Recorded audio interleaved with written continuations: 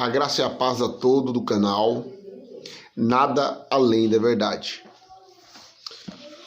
Eu quero deixar aqui um estudo que fala sobre filosofia.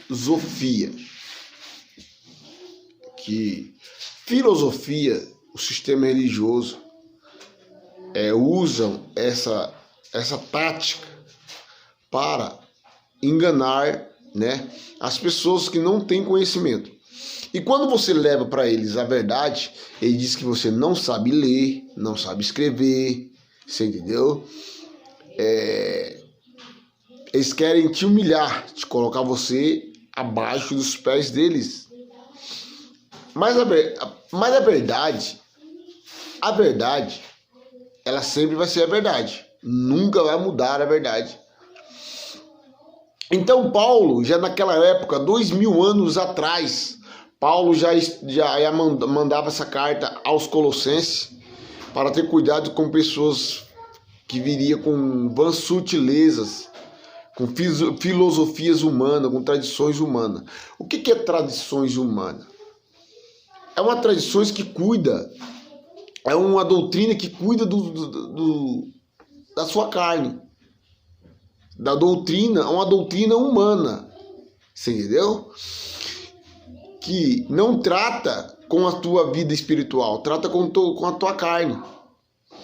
Você entendeu? O que o sistema coloca em cima das pessoas? O que o sistema ensinam para os seus membros? Eles ensinam doutrinas humanas. Como se diz, não corta o cabelo, não faz isso, não faz aquilo, não faz aquilo, é proibido comer isso, é proibido fazer isso, é proibido fazer aquilo, e são doutrinas, tradições humanas. Abra a tua Bíblia em Colossenses, capítulo 2, e no versículo 4 em diante. Presta bem atenção. No título está escrito, advertência acerca das falsas doutrinas. Advertência acerca das falsas doutrinas. Vamos lá. 4. E digo isto, para que ninguém vos engane com palavras persuasivas. Agora, o que é palavra persuasiva? São palavras com habilidade. Você entendeu? Uma palavra com habilidade.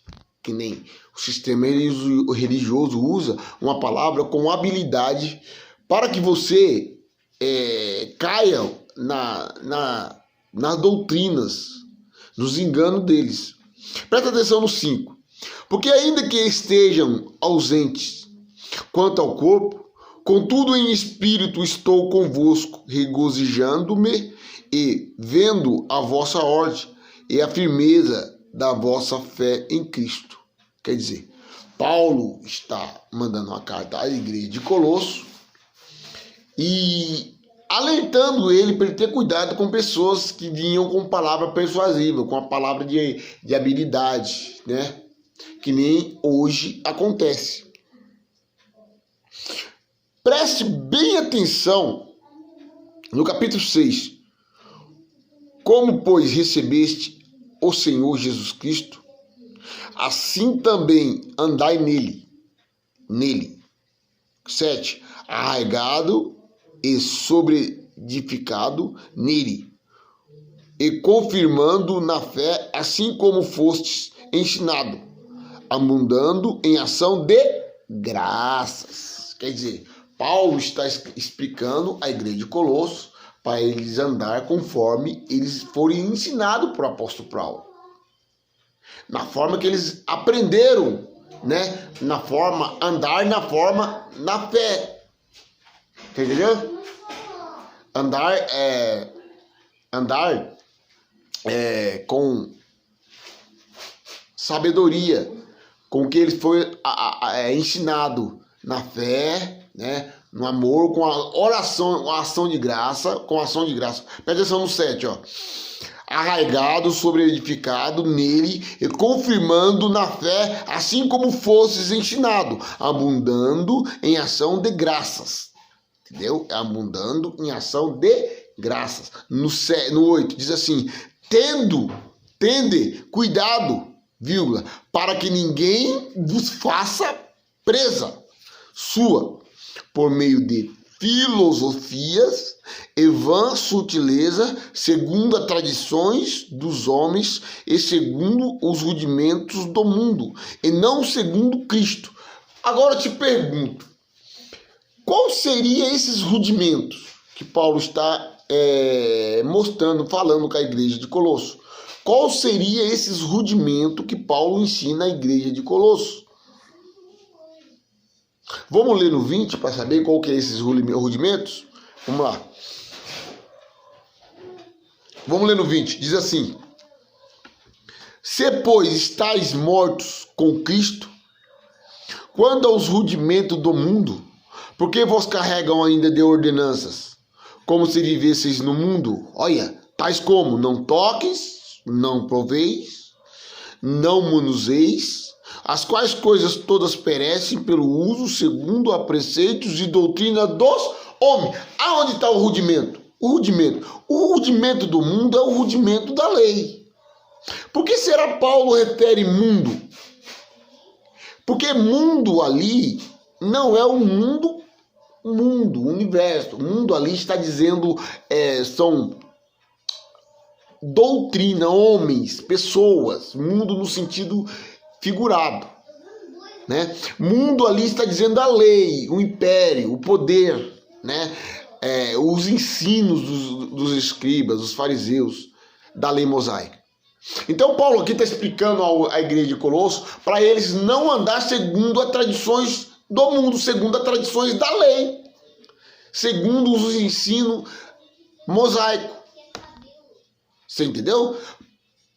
Por que eu falo para vocês? Porque segundo a lei, não podia tocar, não podia manusear. O que é num toque?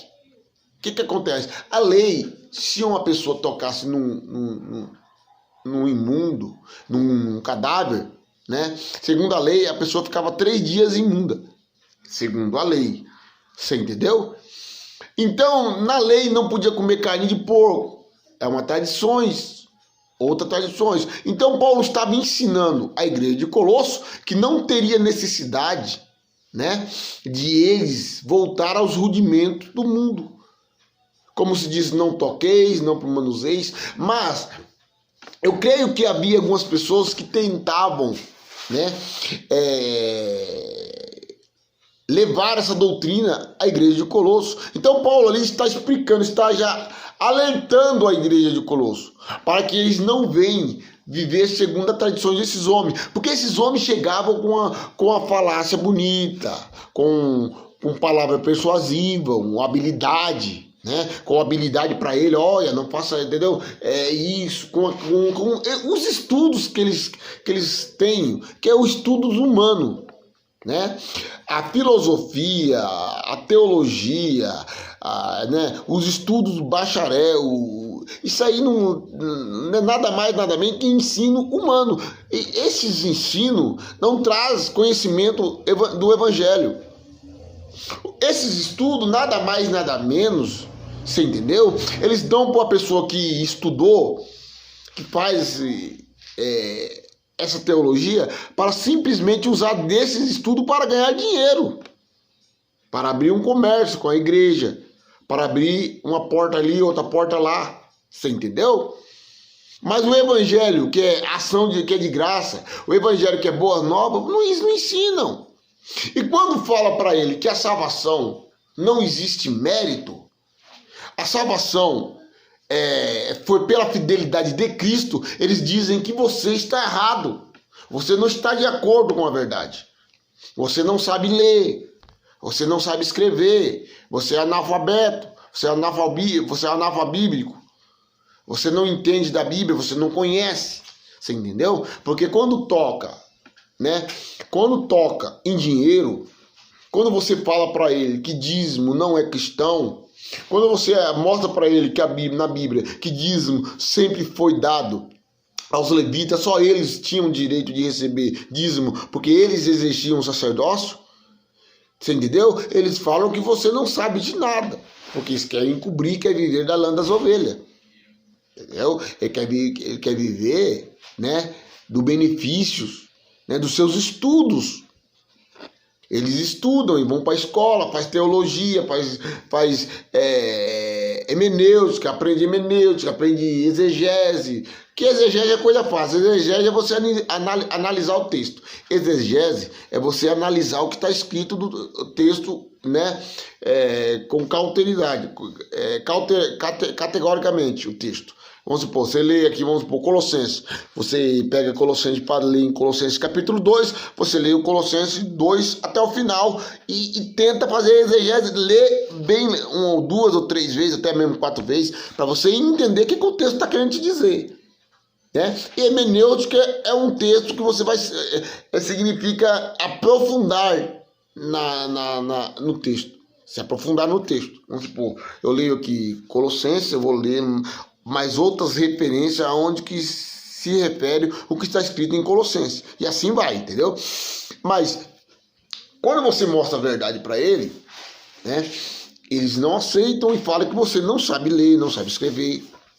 Então, Paulo aqui na carta de Colosso, Paulo, ele já estavam ensinando a igreja de Colosso, né? Já estava alertando eles para eles ter cuidado com essas pessoas que tinham filosofias, que vinham com vãs sutilezas, que vinham com tradições humanas, não a Cristo, não trazia o evangelho de Cristo, trazia simplesmente ensino que não o edificava, mas não passava de história humana, né?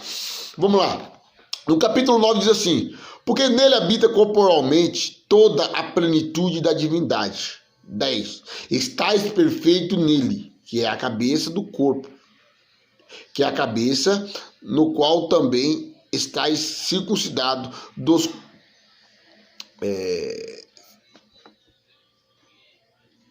Vamos ler de novo, 10. E estais perfeito nele, que é a cabeça de todo o principado e potestades. Principado vem do sentido príncipe.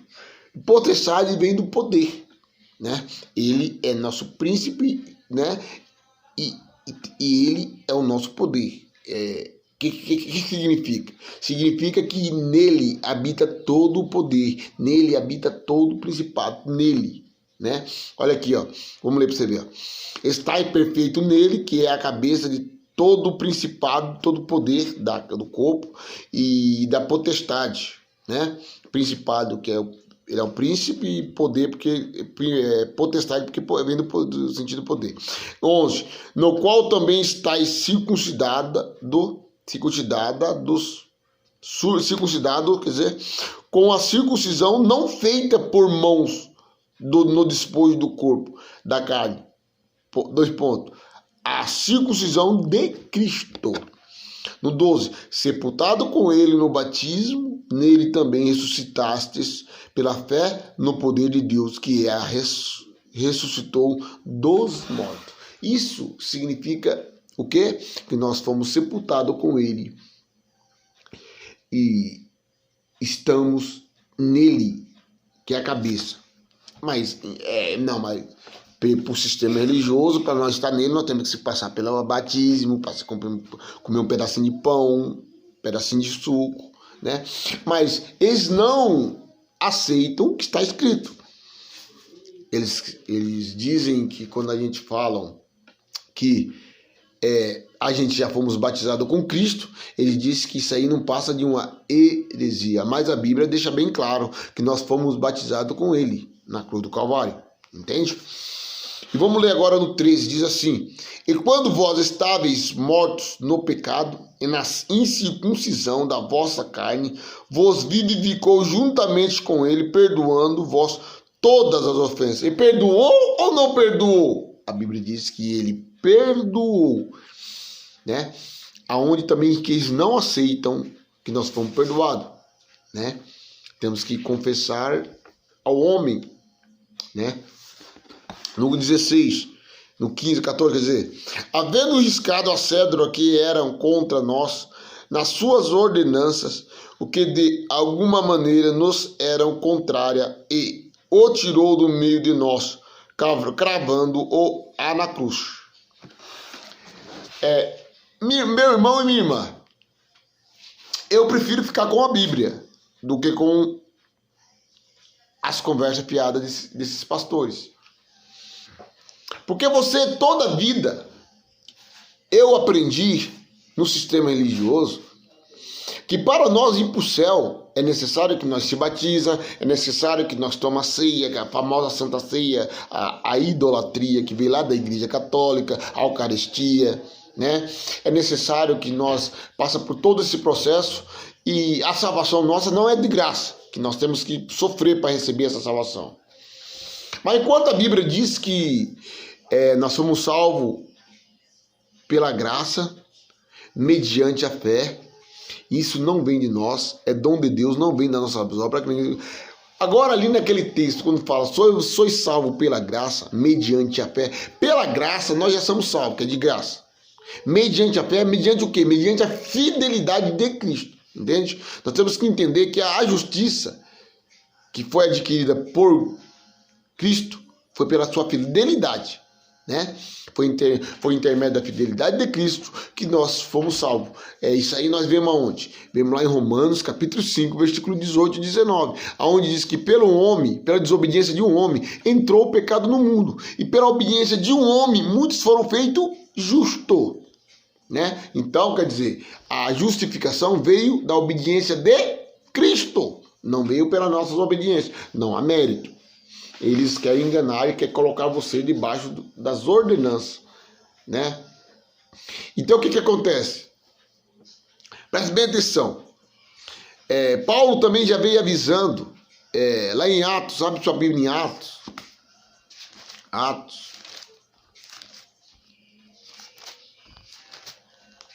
Atos capítulo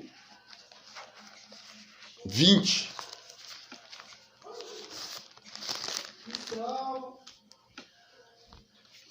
Atos capítulo 20. Atos capítulo 20 e no versículo 28. Diz assim. Paulo, aqui ó. Vamos ler o 25 para ficar mais claro.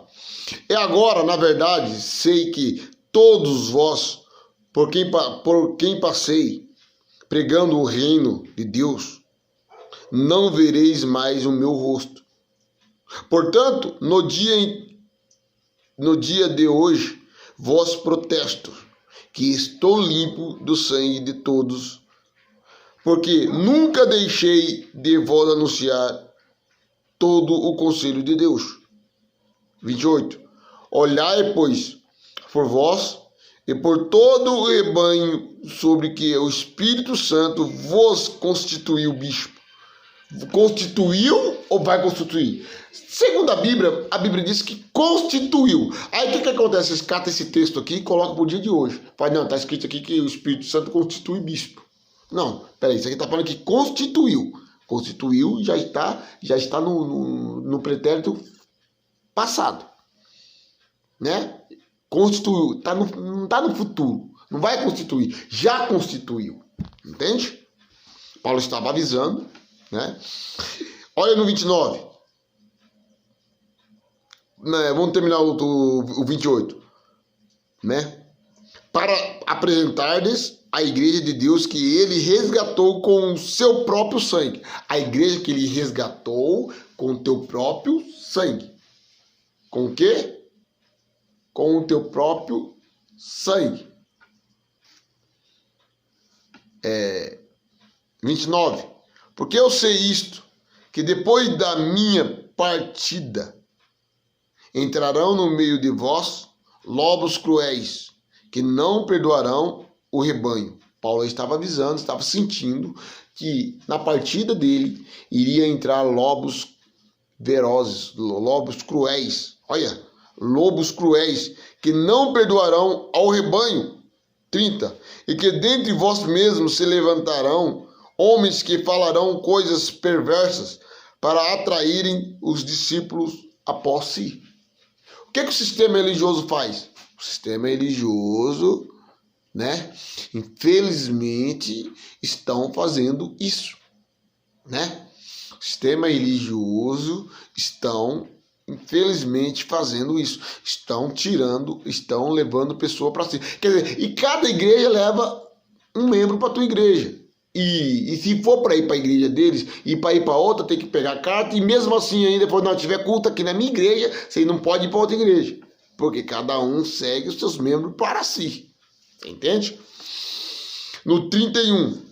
Portanto, vigiai, lembrando vós, de que durante 3 anos não cansei noite e dia de admoestar com lágrimas a cada um de vós. Agora, pois, irmão, encomendo vós a Deus e a palavra da sua graça, a ele que é poderoso para vos edificar e dar herança entre todos os santificados, tá bom? A herança que o sistema religioso quer tirar de nós, entende?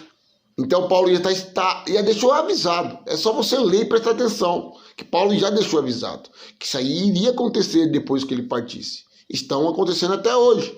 Na igreja, muitos, né, estão tentando tirar, né, a sua herança. Quer dizer, estão colocando um monte de cargo pesado em cima dos seus lombros e dizendo que a salvação depende de você ir para lá, de você fazer isso, de você fazer aquilo, fazer isso, fazer aquilo, fazer aquilo. Você entendeu? Quer dizer, tirando o feito de Cristo da cruz. O que Cristo já fez na cruz, eles estão tentando tirar. Mas a Bíblia diz, Paulo deixa claro que isso aí iria acontecer. Então nós temos que estar atento. Você entendeu?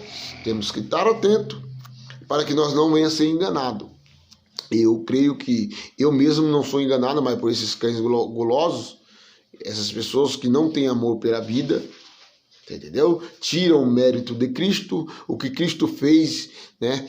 Eles não valorizam porque simplesmente ele fala que tem que fazer de novo, tem que fazer isso, tem que fazer aquilo. Quer dizer, a minha salvação não dependeu da minha fidelidade, a minha salvação dependeu da fidelidade de Cristo na cruz do Calvário, né? Somos justificados pela fidelidade dele, não somos justificados pela nossa fidelidade, porque se nós formos justificados pelos nossos feitos, que necessidade teria de Jesus morrer na cruz do Calvário? Não teria necessidade, né? Se nós temos capacidade de crer, né, e de ter fé, pela nossa fé alcançar a salvação, que necessidade teria de Cristo morrer, né, na cruz do Calvário e ser fiel até a morte, né? Ele foi fiel, a Bíblia diz assim que ele obedeceu até a morte de cruz, está lá em Filipenses capítulo 2, versículo 8, ele obedeceu até a morte de cruz, né? Então nós temos que entender que a salvação não vem da nossa meritocracia, mas vem sim do mérito de Cristo. A certa feita, os discípulos perguntam para Jesus: Jesus, o que faremos para realizar a sua obra? Está lá em João, capítulo 6, versículo 28 e 29. Jesus disse: crer naquele que o Pai enviou. Em quem? Crer em quem? Em Cristo. Porque só nele é o quê? Por que crer em Cristo? Crer em Cristo, naquele que o Pai enviou. Porque a obra de Deus é você crer nele, né? Crer em quem? Em Cristo. Por que crer em Cristo? Porque foi Cristo que adquiriu a nossa herança. Mas para crer em Cristo, descobrir que ele, né, é a nossa herança, depende do quê? Do Evangelho. Entendeu? Romanos capítulo 1, versículo 16, onde diz: não me envergonhe do Evangelho de Deus. Do Evangelho, porque o Evangelho é poder de Deus. Não me envergonho, ó, presta atenção, não me envergonho do Evangelho de Cristo, porque o Evangelho é poder de Deus. Por que poder de Deus? Para todo aquele que crê. Crê em quê? No Evangelho. Porque nele o quê? No Evangelho. No Evangelho descobre a justiça de Deus, que é de fé em fé. Então no Evangelho você descobre a justiça de Deus, a salvação. E quando você descobre a salvação de Cristo, que é por intermédio do Evangelho, você entende que a salvação não vem pela sua meritocracia, mas vem sim por Cristo. Então você entende que a salvação é dada gratuitamente. 1 Coríntios, capítulo 2, versículo 12, aonde diz que... Abre a tua Bíblia em 1 Coríntios, capítulo 2, e no versículo 12, que diz assim: mas nós não recebemos o espírito do mundo. Qual o espírito do mundo? O espírito do mundo que se diz, o mundo que eu cansei de falar, é a lei. O espírito de escravidão. Entendeu? Nós não Nós não recebemos o espírito do mundo, mas o espírito que provém de Deus, para que pudéssemos conhecer o que nos é dado gratuitamente por Deus. Quando você recebe o espírito de Deus, que é qual que é esse espírito? É o conhecimento da palavra, que é o poder de Deus, o evangelho. Quando você abre o evangelho pela palavra que é produzida pelo Espírito de Deus, você lê, você entendeu? E você entende, né, o evangelho. Quando fala assim, ó, mas nós não recebemos o Espírito do mundo, mas o Espírito de Deus. Qual que é esse Espírito de Deus? O Espírito de Deus que nós recebemos é o Espírito do conhecimento das Escrituras, da palavra, do evangelho. Então, quando você recebe o espírito do conhecimento, você discerne o que é dado para você gratuitamente. Você entende que a salvação não é pela meritocracia, mas assim porque Cristo fez, não pelo que você faz. Amém? A graça e a paz a todos. Fique com Deus. E que Deus continua vos abençoando. E melhor dia para todos. Meu irmão, compartilhe esse vídeo. Entendeu? Compartilha, dá o like para que esse vídeo venha chegar a mais pessoas. E fique com Deus a todos. Muito obrigado a todos vocês que vão assistir esse vídeo.